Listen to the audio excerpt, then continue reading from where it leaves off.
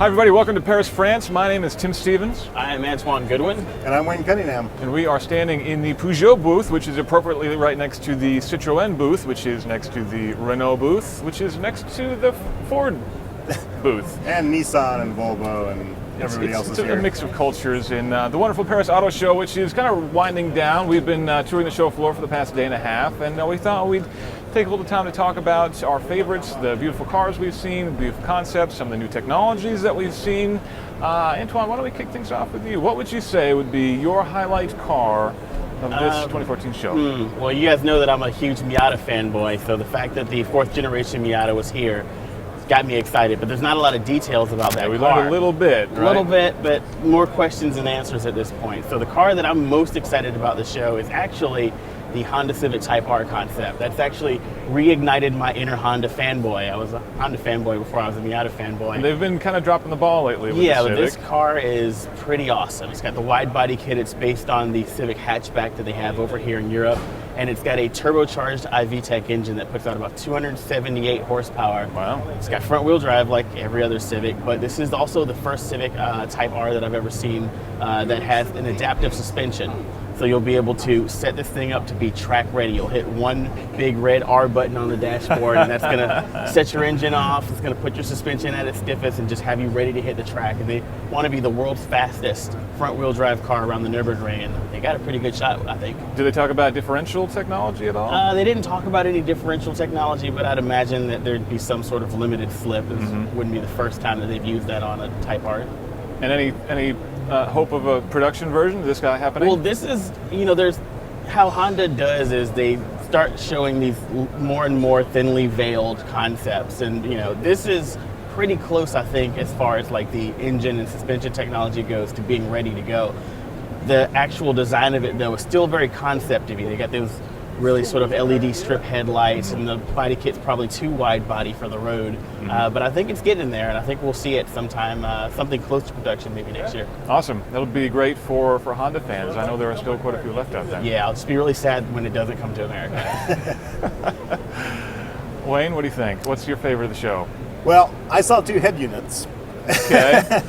How fast are they around the Nürburgring? Depends on what they're in. And in one case, they're in the Volvo XC90, which could be pretty powerful or pretty fast because it's got a potentially 400 horsepower drivetrain with a plug-in hybrid system. Nice. This is their new T8 twin-engine system in the new XC90.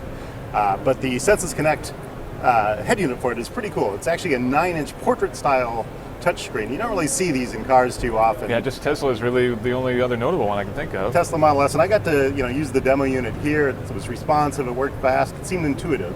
You get 4 tiles across the main home screen, which shows you navigation and audio and stereo and stuff like that, and the phone.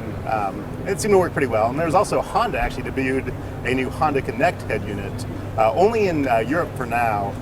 It's actually based on an Android operating system. And there's a NVIDIA Tegra 3 chip underneath, so pretty robust hardware.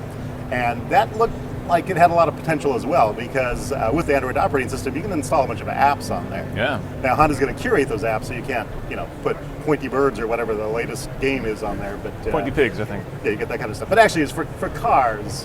What really kind of won me over is the Citroen DS3 series. I know that's actually a car that's been out for a while, but Citroen's kind of highlighting their DS brand, which they're breaking out as a separate brand, with a new concept car here and some interesting DS stuff. There's actually one of the DS3 rally cars here. DS Divine concept, they call it, is based on the DS3. A really cool looking little tight hatchback with kind of a diamond pattern all over the place, kind of hidden in the headlights and the taillights and the back end. And actually the back end has just a really cool like louver treatment that looks a little bit like a dinosaur too. Yeah, it is a very interesting car with the kind of aggressive, masculine diamond louvers in the back, but yet an interior that's festooned with gemstones. It's a bit of an odd mix. Yeah, it's very curvaceous on the inside, lots of fabrics that are kind of wrapped around, and not a lot of hard edges on the inside, but it's kind of interesting to see them sort of blend something so curvy and so sharp at the same time. All right, so we've got Citroen DS, we've got Honda Civic Type R. Now, what's your favorite? I'm going to go with probably the longest named concept car of the show, the Lamborghini Aventador LPI 910-4. Did I get that right? You got it right. All right.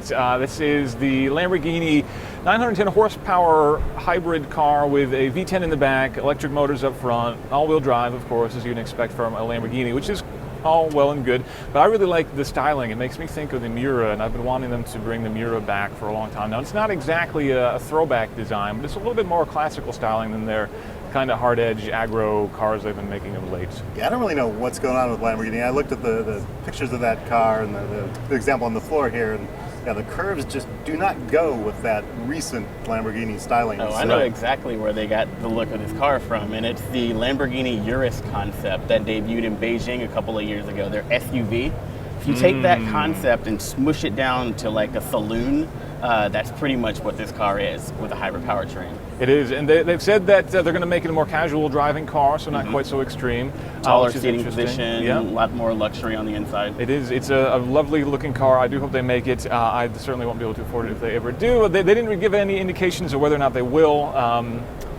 Fingers crossed. I don't know. In terms of the scale of probably going to make it to totally not going to make it, I'd put it somewhere in the middle. Well, I'd say the second to last car they debuted here in France was the Vivino, and they only made 3 of those. So they've got to make at least 1 or 2 of this. So yeah, they're going to make it. But this is sort of a GT style car, and that's not something they really have in the lineup right now. That's true. It's a hole that they could definitely fill, and before they even put an SUV out. Right. Another car that caught my eye was the new Mercedes-AMG GT. It's kind of a soft replacement for the SLS, which is now, after a million special editions, no longer in production. Rather more affordable, but still not affordable. They did put a price of €124,900, which is not cheap, but it is significantly cheaper than the SLS, what it used to be. Different powertrain, interesting, a V8 with dual turbochargers mounted within the V, which is a curious thing. Usually, you try to move the turbos away to maximize cooling and that sort of thing. They're putting them right there in the middle. They say that the heat is actually good for the turbos, which I think is an interesting move. Yeah, when they mentioned this car, when they announced it a couple of weeks ago, before showing it here at the show, they pointed out that this is the first time they used that hot inside V, and the internet quickly jumped down our throats and said, wait a minute, BMW's been doing this with their twin scroll turbos for a long time. They have, so it's not actually a new technology, but it is a little bit new market. Interesting for their packaging. Interesting to see Mercedes going with a dual turbocharger setup at all. I mean, we've seen bigger engines and superchargers, things like that, and now we've got dual turbo V8. I think it's going to be fun to drive, I hope. I think it's a good looking car, but I think without the gull wings of the SLS, it loses a little bit of the exoticism. And it does look a lot like a 911 from the rear. Yeah. It looks exactly like a 911. I think a lot of people are going to be cross-shopping it with a 911 too. It obviously starts at a higher price, but if you're looking at maybe like a Turbo S or something like that, but you don't want all-wheel drive, I think people will be cross-shopping the two. So I'll be curious to see what the sales figures look like.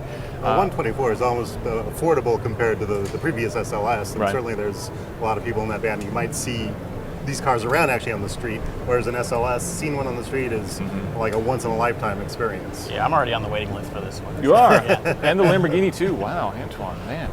All right, any other cars that caught your eye before we wrap things up from here in Paris? Just got to mention the Jaguar XE was pretty interesting as far as a car that you'll probably see a lot of them around. This looks like a competitor to BMW 3 Series, Audi's, mid-size sedans. I think it'll be an entry point for Jaguar for a lot of people. Not a super exciting car, except for the fact that it does look like a pretty nice Jag.